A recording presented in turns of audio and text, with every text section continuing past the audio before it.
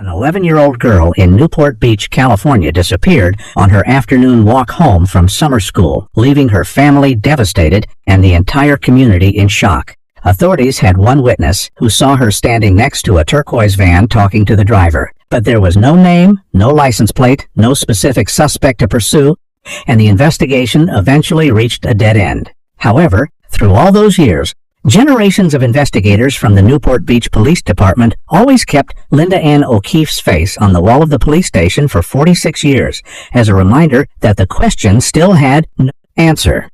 In 2018, they paused all regular Twitter content and retold the case in Linda's own voice, a detail that would completely change the direction of the investigation and shock everyone involved in a way no one could have imagined. Before diving into this story, please let us know where you are watching from. And if you like videos like this, don't forget to subscribe to the channel. In the summer of 1973, America was gradually recovering from the long years of the Vietnam War. Soldiers were returning home with unhealed wounds, and California beaches were crowded with tourists during the first summer vacation after America officially withdrew from Vietnam.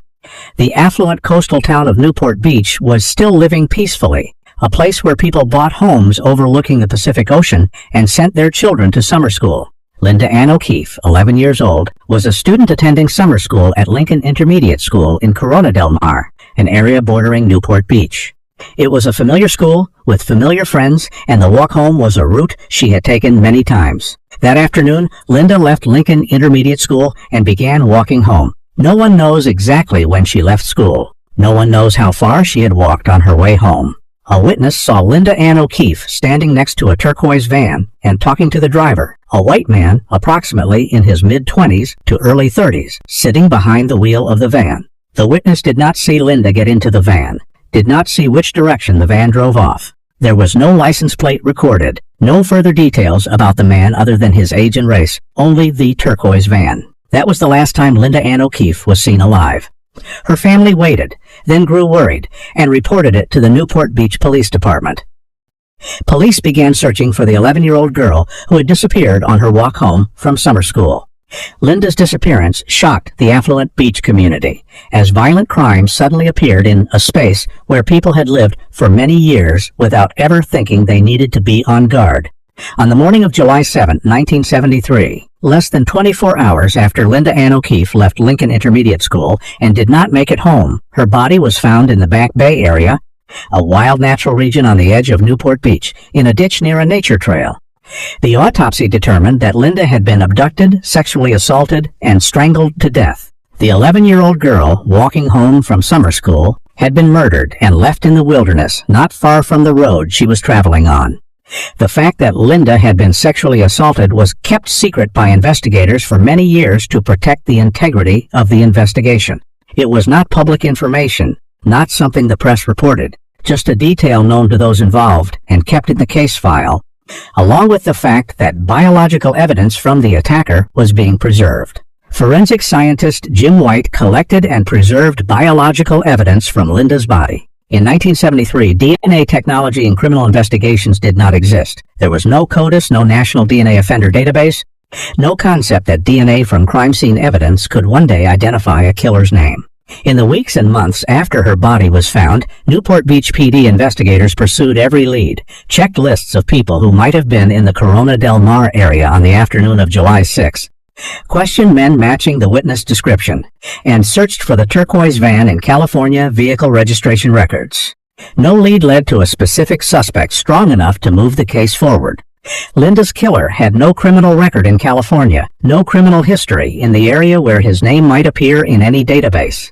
What investigators did not know at the time was that he had left California shortly after the crime, changed his name, and was building a new life in another state while Linda's case began to grow cold in Newport Beach. The Newport Beach Police Department kept Linda Ann O'Keefe's photo on the wall for decades, the face of the 11-year-old girl, looking down at investigators across multiple generations who came and went. New officers who didn't know Linda's name and retirees who had spent their entire careers looking at that photo without finding an answer. This was not a regulation. There was no rule requiring the police department to hang a cold case victim's photo on the wall for decades. This was an organization's commitment to one little girl. A wordless way of saying this case was not over, that the girl in the photo had not received justice, and that anyone working at Newport Beach PD today inherited the responsibility for the unanswered question from the afternoon of July 6, 1973. Over the years, generations of investigators continued to review the case file in waves, whenever new technology or new resources became available. In the late 1990s, Newport Beach PD sent the biological evidence that Jim White had preserved since 1973 to the lab and created a suspect DNA profile for material that had been in storage for more than 2 decades. In 2001, that DNA profile was uploaded to CODIS, the FBI's combined DNA index system, the National Criminal DNA Database, containing profiles of people who had been arrested and had their DNA collected. There was no match. Linda's killer did not have DNA in CODIS because he had never been arrested for a crime that required DNA collection and entry into the system. While Newport Beach PD kept Linda's photo on the wall, James Allen Neal, the man who had sat behind the wheel of the turquoise van, was living a free life. In 1973, he was using the name James Albert George Layton and living in Orange County, California, about a half-hour drive from Corona del Mar, where Linda was abducted. He was a man who had moved from Chicago to Southern California before the murder, with no deep roots in the Newport Beach community. Not someone neighbors or colleagues knew well enough to suspect. After killing Linda, Neal left California and moved to Florida, a geographic distance great enough to escape any attention from Newport Beach PD and enough to ensure his new life had no connection to the ongoing investigation in California. But more important than the geographic distance was his decision to change his name from James Layton to James Neal. A calculated move by someone who wanted to completely sever the connection between James Layton in Orange County in 1973 and any investigation that might reach that name in the records. The man Newport Beach PD was looking for under the name James Layton had become James Neal. Eventually, Neal settled in Colorado, living the normal life of an older man. From 1995 to 2004, when he was in his 50s to 60s, he was accused of sexually assaulting 2 other young girls in Riverside County, California. 2 children, 30 years after Linda. The same perpetrator, while Linda's case remained a cold case, and her photo still hung on the wall of the Newport Beach police station as a reminder that the answer had not yet come. On July 7, 2018, exactly 45 years after Linda Ann O'Keefe's body was found in the ditch near the nature trail at Back Bay, the Newport Beach Police Department paused all regular Twitter content and did something no police department in America had ever done. They spent the entire day retelling the case in Linda's own voice, one tweet at a time, in chronological order from the morning of July 6, 1973, when Linda went to summer school, until the next morning when her body was found. Each tweet was Linda speaking, Linda telling her own story 45 years after she was gone. Spokesperson Jennifer Manzella later explained that the department wanted viewers to have that experience, walking home from school with Linda, standing next to the turquoise van, and then not making it home, so that people would not just read about the case, but feel it in a completely different way than a press release or a television news report. Those tweets spread far beyond Newport Beach in a way no cold case press release had ever achieved. Hi, I'm Linda O'Keefe. Or Linda Ann O'Keefe if I'm in trouble with my mom. Then 45 years ago today, I disappeared from Newport Beach. I was murdered and my body was found in the Back Bay. And the most important statement in the entire campaign. But now, 45 years later, I have a voice again, and I have something important to say. There is a new lead in my case, a face that comes from DNA that the killer left behind. It's technology that didn't exist back in 1973, but it might change everything today. The campaign ended with a video interviewing detectives who had worked on the case over the years. Men and women looking into the camera saying they had never forgotten Linda. Along with the Twitter campaign, Newport Beach PD released a suspect sketch created from DNA using phenotype prediction technology, reconstructing the face of the man who sat in the turquoise van in 1973, not from the witness description, but from the DNA he left on Linda's body. This was the DNA that Jim White had preserved in 1973 without knowing that 45 years later it would create the killer's face. The combination of the Twitter campaign and the DNA portrait brought Linda O'Keefe's case before millions of people for the first time in decades, and created enough media pressure for Newport Beach PD to move to the next step with the latest technology that no one in 1973 could have imagined. In 2018, while the Twitter campaign and the DNA portrait were generating a wave of national media attention, Newport Beach PD quietly took the next step by partnering with Parabon Nanolabs, a private forensic DNA analysis company with Seymour as head of genetic genealogy. She had been involved in dozens of cold cases nationwide using genetic genealogy. The suspect DNA from the evidence preserved in 1973 was uploaded to Family Tree DNA, a public genealogy database where millions of Americans voluntarily upload their DNA to search for ancestors and distant relatives. The database compared the suspect DNA profile with millions of available profiles, looking for partial matches, not full matches, but matches strong enough to suggest blood relations, then built family trees from those matches to lead to the suspect. In January 2019, the results came back. The family tree pointed to James Allen Neal, a 72-year-old man living in Monument, Colorado, who had lived in Orange County, California in the 1970s under the name James Layton. After genetic genealogy pointed to Neal, investigators did not approach him immediately. They placed him under surveillance and used traditional techniques to collect a DNA sample that Neal left behind in his daily activities. The DNA from the sample collected during surveillance was sent to the lab and compared with the suspect DNA from Linda's body in 1973.